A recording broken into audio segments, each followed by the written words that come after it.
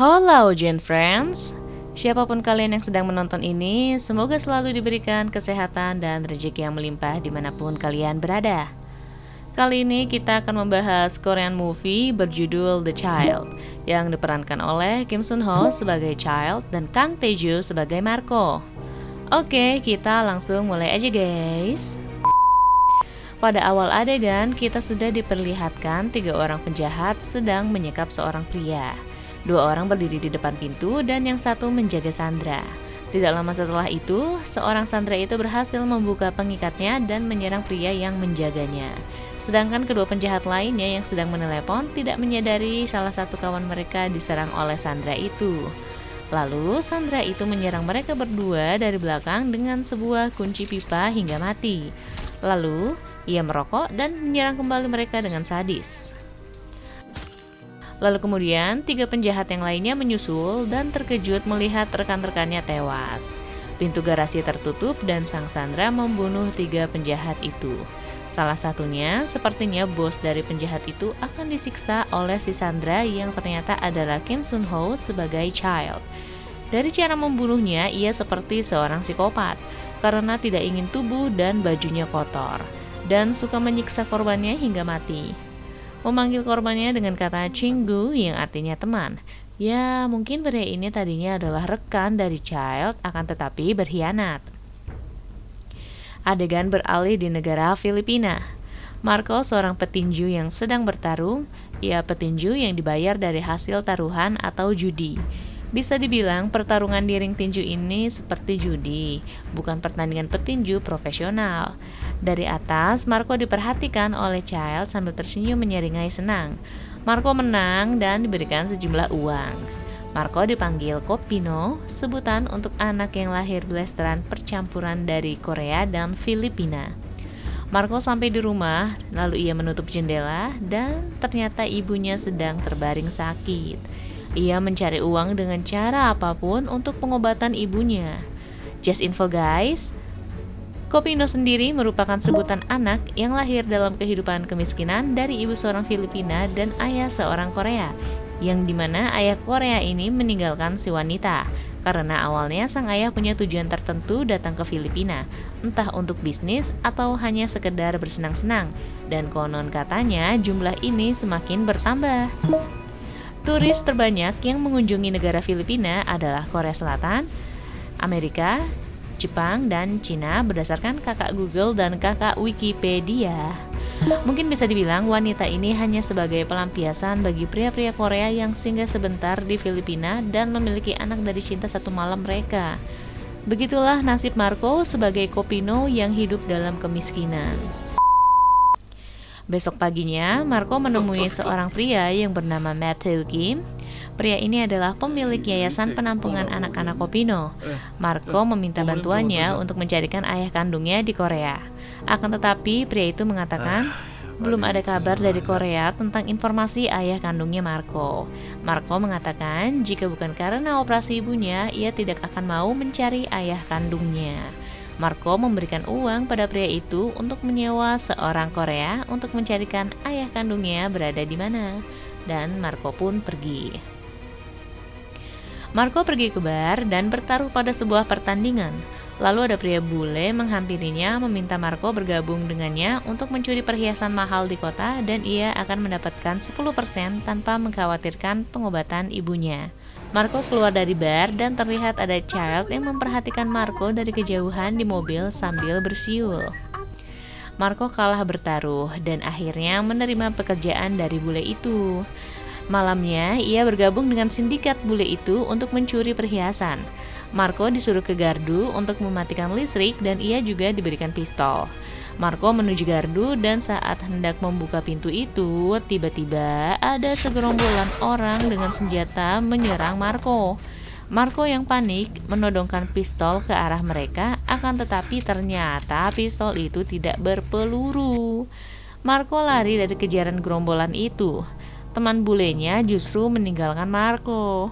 Marco yang panik terus berlari dan tidak sengaja tertabrak mobil. Bukan tertabrak sih, lebih tepatnya hampir tertabrak mobil. Seorang wanita keluar dari mobil lalu berbicara pada Marco dengan bahasa Korea. Karena sesama orang Korea, akhirnya mereka berbicara menggunakan bahasa Korea. Wanita itu menyuruh Marco untuk pergi ke rumah sakit untuk mengobati luka-lukanya. Lalu Marco pun dibawa ke rumah sakit dan melakukan medical check-up secara menyeluruh. Wanita itu memberikan sejumlah uang pada Marco dan mengatakan "kopino" pada Marco. Dan hal itu membuat Marco agak sedikit kesal dan ia pun pergi dari rumah sakit.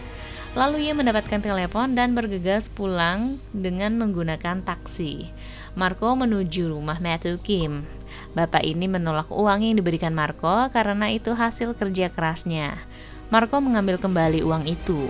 Pak Kim mengatakan jika ayahnya lah yang terlebih dahulu menemukan Marco. Sebentar lagi mereka akan datang menemui Marco. Ini jarang terjadi karena kebanyakan mereka pria Korea hanya menanam benih saja pada wanita Filipina tanpa bertanggung jawab. Pak Kim memberikan kartu SIM HP pada Marco yang bisa dipakai di Korea setelah sampai di sana. Seseorang yang sepertinya orang Korea dan anak buahnya turun dari mobil dan masuk ke rumah Marco. Mereka dipantau oleh Child yang sambil minum soda cola, menyeka mulutnya dengan selampe dan mengeluarkan gas dari mulutnya. Beralih pada Marco yang dikunjungi pria yang keluar dari mobil itu. Ia terlihat kepanasan. Marco menyediakan minum pada pria itu, akan tetapi pria itu sepertinya terlihat agak jijik dan enggan untuk meminumnya. Lalu, pria itu memperkenalkan dirinya. Ternyata itu bukanlah ayah Marco, melainkan seorang pengacara yang bernama Kang Won-sok dari kantor pengacara Royal. Ia adalah seorang pengacara atau penasehat. Pak Kang mengatakan jika ayah kandung dari Marco sedang sakit. Marco diberikan sebuah dokumen yang berisi dokumen visa dan paspor. Kemudian, Pak Kang juga memperkenalkan seorang wanita yang nantinya akan merawat ibunya sementara. Karena Marco akan ke Korea mengunjungi ayahnya yang sakit. Disuruh segera bergegas untuk berangkat sekarang. Adegan berada di Korea sekarang. Ada seorang pria yang sedang membaca berita atau artikel di tab miliknya. Berita itu berisi tentang grup Hogyong yang dicurigai memiliki dana rahasia secara ilegal. Dia adalah Direktur Han. Telepon pria itu berdering dan terlihat pengacara Kang yang meneleponnya. Pengacara Kang mengatakan jika ia dan Marco akan segera tiba di bandara. Lalu pria ini menyuruh orangnya untuk menjemput mereka. Lalu ia menghampiri ayahnya yang terbaring di kasur dengan selang di wajahnya. Kondisi ayahnya sakit parah, dan Direktur Han juga berkata jika Marco sebentar lagi akan tiba. Beralih pada lokasi Marco, ia sedang berada di dalam pesawat mengulik layar di depannya. Di dalam pesawat ternyata ada Child yang memantau orang-orang dari pengacara Kang dan Marco. Saat malamnya, Child menghampiri Marco. Child mengatakan pada Marco jika ayahnya seorang yang kaya raya hingga bisa menyewa kelas bisnis. Lalu, Child memperkenalkan diri pada Marco jika ia adalah Chingu. Child mengatakan pada Marco, apakah ia tahu tujuan dirinya dibawa ke Korea, sambil menyeringai dan mengatakan tentu saja pasti Marco tidak tahu tujuan mereka, yaitu ayah Marco dan lainnya membawa Marco ke Korea. Child memberikan saran pada Marco jika ia sudah sampai di Korea, pakailah bahasa Inggris dengan aksen Amerika atau British dan berlagaklah seperti bos, karena pasti Marco akan dihargai, dan jangan pernah menggunakan logat aslinya. Lalu Child melanjutkan jika mereka membenci Kopino. Tentu saja perkataan Child membuat Marco marah dan agak membuat berisik, sehingga pramugari menghampiri Child dan menyuruhnya kembali ke kursinya. Sebelum Child beranjak pergi, ia menyuruh Marco untuk berpikir kembali kira-kira apa yang akan dilakukan mereka pada Marco karena tidak mudah untuk pergi ke luar negeri. Lalu ia membisikkan sesuatu di telinganya Marco. Hasmeleh, hasmeleh, hasmeleh, hasmeleh, hasmeleh, hasmeleh gitu katanya. Pengacara Kang dan Marco sudah tiba di bandara. Dari kejauhan terlihat ada dua orang wanita yang memantau. Wanita yang mengenakan seragam sekolah tersenyum ke arah Marco seperti memiliki maksud terselubung. Lalu wanita yang satunya yang berbaju ungu menelepon dan mengatakan jika ia sudah membereskan semuanya. Terlihat orang-orang yang berurusan dengan Marco berhasil dibantai. Si bule dan penjaga ibu Marco. Dan terlihat juga ibu Marco menghilang. Marco dan pengacara Kang pergi dengan mobil. Child masih memantau mereka dan ia terbatuk. Beralih pada dua wanita yang ada di bandara tadi. Wanita berseragam memuji bentuk tubuh dan wajah Marco yang ada di foto dan yang aslinya karena tampak seperti selebriti. Lalu wanita berbaju ungu itu mengatakan agar dia harus tetap fokus. Wanita berseragam SMA meminta suatu barang pada wanita berbaju ungu. Ia memberikan sebuah kotak biru yang kita tidak tahu isinya apa. Lalu kita beralih pada Direktur Han. Peserta antek-anteknya membawa dua orang pria. Ternyata kedua orang itu adalah tim redaksi dari suatu media yang membicarakan tentang korup dari perusahaan besarnya. Salah satunya ditembak mati oleh Direktur Han dan yang satunya lagi disuruh berlari ke hutan, lalu Direktur Han menembaknya dari belakang. Kedua orang itu pun mati. Kemudian ada Dr. Lee yang menemuinya dan Direktur Han menyuruh Dr. Lee untuk bersiap-siap. Kita beralih pada Marco yang sedang di dalam mobil. Lalu terlihat dari belakang ada mobil melaju dengan kencang menyalip mereka. Dan ternyata itu adalah Child yang mengikuti mereka dan memberikan kode pada Marco. Child menyusul dan menembak supir dan pengacara Han. Mobilnya pun oleng ke arah hutan dan menabrak.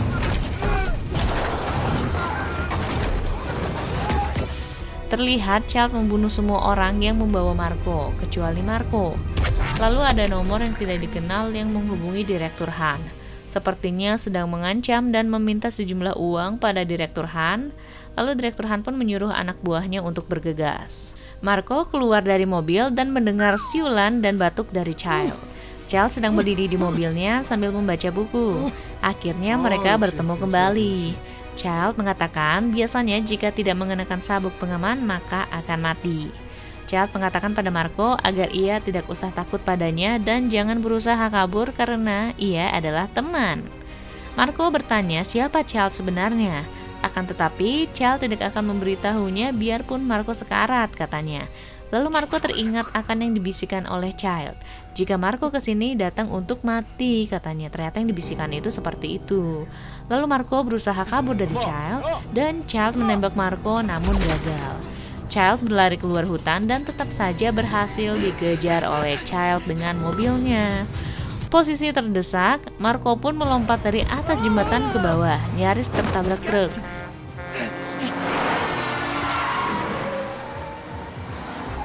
Child melihatnya dari atas dan ikut turun ke bawah juga. Di sini agak tidak logis ya guys ya, lompat dari ketinggian segitu tanpa patah tulang dan metong tuh adalah hal yang aneh.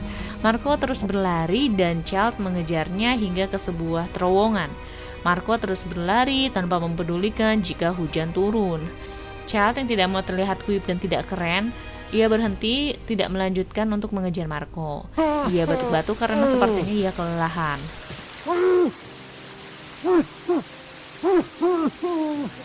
Lalu ia berkaca narsistik jika ia masih tampan lalu bersiul balik arah ke arah mobilnya.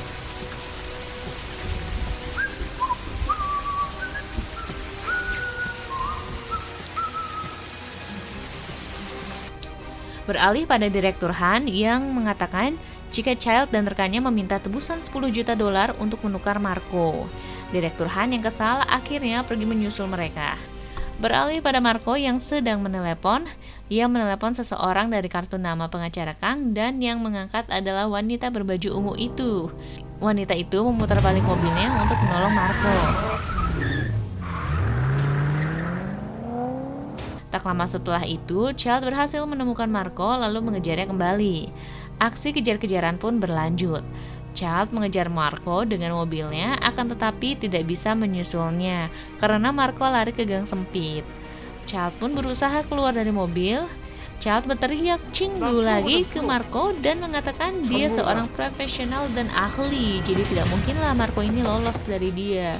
Lalu aksi kejar-kejaran pun berlanjut lagi.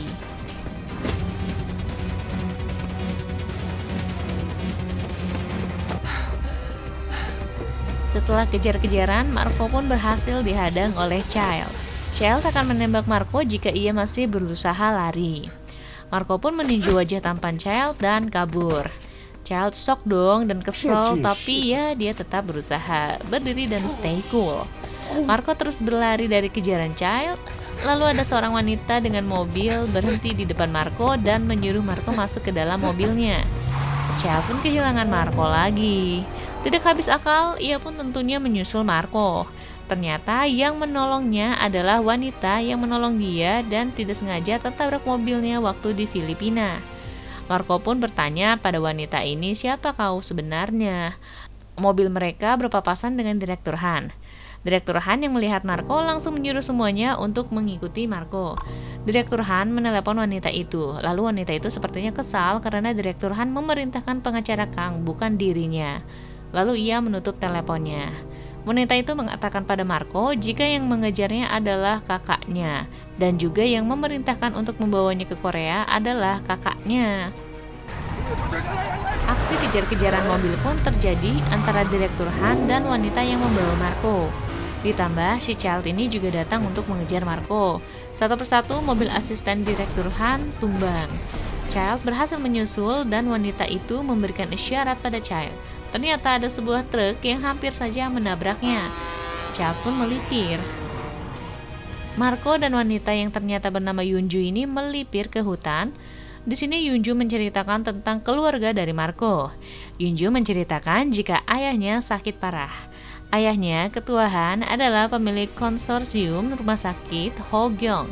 Ayah dan kakaknya tidak ingin perusahaan jatuh di tangan adik tirinya. Oleh karena itu, Marco dipanggil ke Korea karena ayahnya membutuhkan jantungnya. Jika bukan karena itu, tidak mungkin Marco dibela-belain untuk datang ke Korea. Marco terlihat sedih, lalu Yunju menodongkan pistol ke kepala Marco. Ternyata Yunju dibayar untuk bekerja pada adik tiri Direktur Han, yaitu wanita yang memakai seragam sekolah yang kita lihat tadi di bandara. Ia adalah adik tiri dari Direktur Han. Tentu saja Yunju diperintahkan untuk membunuh Marco. Lalu, Child datang menabrakkan mobilnya ke Yunju. Marco pun menggunakan kesempatan ini untuk kabur dari Yunju. Yunju menembaki Marco tetapi gagal. Yunju yang kesal menembaki mobil Child. Child marah karena Yunju merusak mobilnya lalu menembak Yunju. Yunju pun tamat. 내 차 저거 어떻게 할 거야? Marco terus berusaha berlari dari kejaran Child. Pada akhirnya Marco bertemu dengan Direktur Han. Direktur Han memperkenalkan diri pada Marco jika ia adalah kakaknya. Marco pun dibawa oleh Direktur Han menuju kediamannya. Di sini Direktur masih memperlakukan Marco dengan baik.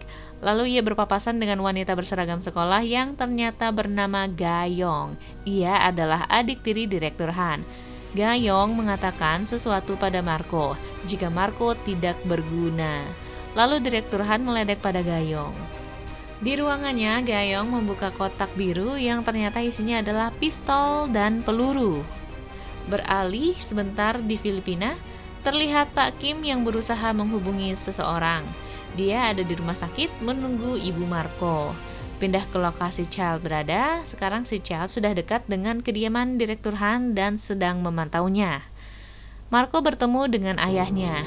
Direktur Han mengajak Marco untuk selfie terakhir kalinya.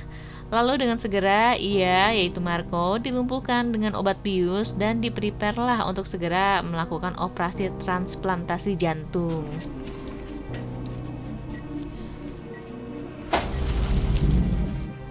Ternyata dosis anestesinya tidak mempan pada Marco.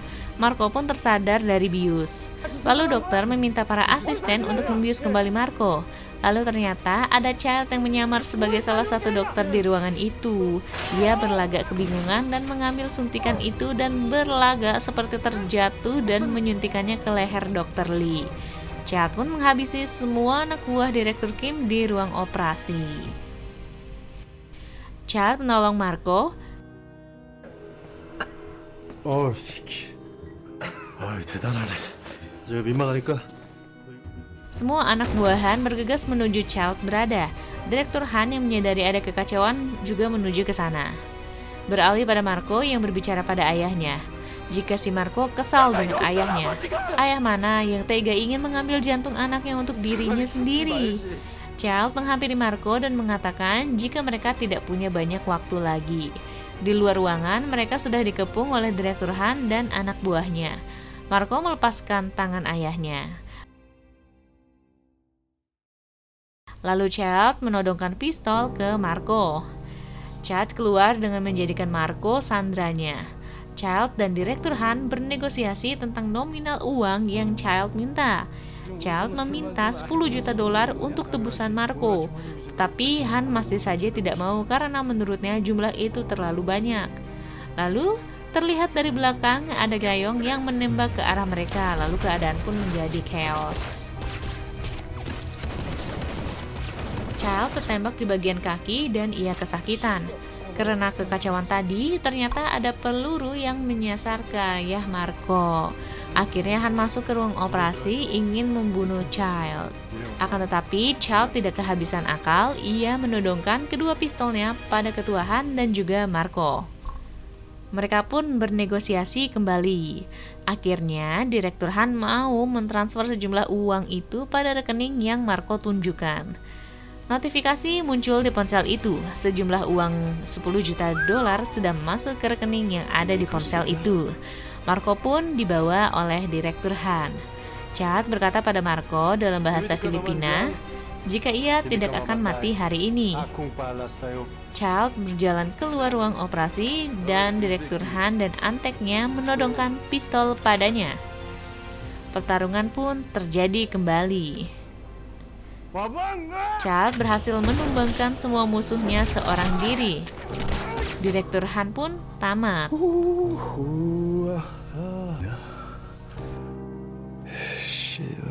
Child dan Marco pun keluar pergi untuk pulang.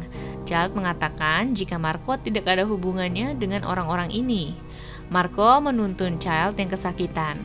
Mereka dihadang Gayong. Child mengucapkan selamat pada gadis remaja ini karena akhirnya ia dan ibunya berhasil memiliki semua harta dan perusahaan dari ayahnya. Gayong terus menghina Marco. Lalu Marco menampar gadis itu karena kesal. Gayong mengatakan berapa yang Child minta untuk membunuh Marco. Lalu Child mengatakan, apakah orang-orang di dalam keluarga ini seperti ini? Lalu Child mengatakan pada Marco beruntung karena tidak mewarisi faktor keturunan yang kayak beginian gitu katanya. Lalu Marco heran dong dengan apa yang dikatakan si Child dan akhirnya Child pun menceritakan semuanya, kejadian aslinya tuh seperti apa. Ternyata dari awal kekacauan memang sudah direncanakan oleh si Child. Awalnya Child disuruh menemukan seorang anak untuk klien yang di Filipina, yaitu disuruh sama si wanita ungu tadi, si Yunji. Lalu Child ternyata bekerja sama dengan Pak Kim karena yayasan miliknya Pak Kim ini kekurangan dana. Jadi si Child berusaha membantu dengan caranya meminta Pak Kim mencarikan anak yang pintar dan tahan banting. Maka terpilihlah Marco. Child tidak mencarikan anak kandung ketua Han yang asli sebenarnya, melainkan menggunakan Marco. Makanya ia tidak ingin Marco mati. Child ingin melakukan kebaikan sebelum kematiannya, kata dia gitu. Marco kesal dengan Child. Lalu Child batuk-batuk. Marco ya jadi sedikit ibalah. Child juga mengatakan jika ia sangat memahami Marco karena ternyata dirinya juga seorang kopino. Mereka pun pergi. Gayong untuk terakhir kalinya menghina Marco dengan kalimat mereka berbeda karena miskin. Tapi Marco mengabaikannya. Child dan Marco pun pergi dengan mobilnya si Child yang udah bonyok. Akhirnya dari uang itu 10 juta dolar, Pak Kim bisa membangun panti asuhan Kopino dengan layak. Marco bisa memberikan perawatan maksimal untuk ibunya. Child berbicara dengan Marco. Sekarang Marco sudah memiliki banyak uang dan jangan bertinju untuk judi lagi, katanya. Child pun batuk-batuk. Lalu Marco menyuruh Child agar pergi berobat ke rumah sakit, tapi si Child ini tidak mau. Kata dia, dengan obat ini saja sudah cukup. Lalu Child mengajak Marco berjabat tangan dan mengatakan teman. Lalu Marco menolaknya dan mereka pun berjalan pergi sambil bergumam dan bercengkrama lah. Di adegan bagian akhir, Child diberitahu jika ternyata kondisinya sehat dan bugar, tidak sakit setelah ia berhenti merokok. Obat yang sering dia minum ternyata itu bukanlah obat, melainkan multivitamin. Ia juga dinasehati agar tidak ke klinik yang tak berizin, karena untuk dapat izin lisensi dokter dan klinik itu tidak mudah, kata dokter itu. Child pun tertawa dan mengatakan, Shiba. 씨발. Oke guys, itulah cerita dari Child yang kita kira baik ternyata jahat, yang dikira jahat ternyata baik. Ya, begitulah manusia guys, tidak ada yang benar-benar putih ataupun hitam. Oh ya, ternyata film ini juga sepertinya terinspirasi dari kisah nyata. Link video berita tentang Kopino Mimin taruh di deskripsi ya. Oke, jika Mimin ada salah-salah kata, tipe, intonasi tidak pas atau kadang belepotan ya ngomongnya, mohon maaf ya guys ya, karena memang kadang otak sama lidah tuh suka tidak sinkron dan belibet gitu. Oke, see you di next video.